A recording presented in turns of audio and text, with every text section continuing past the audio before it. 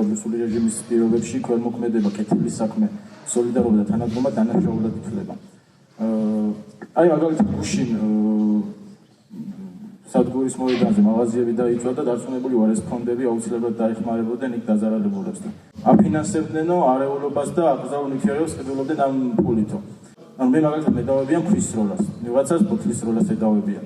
ანუ ქვას და პლასტმასის ბოთლს რავის დაფინანსება რა შეჭირდებოდა. ჩემთვის შეურაცხყოფელი არ არის, როდესაც მაგრალებენ ვიღაც მოძალადის და მოღალატის დაზიანებას. რაც არ გამიხორციელებია, მაგრამ მაგრალებენ. ეს შეურაცხყოფელი სულ არ არის ჩემთვის.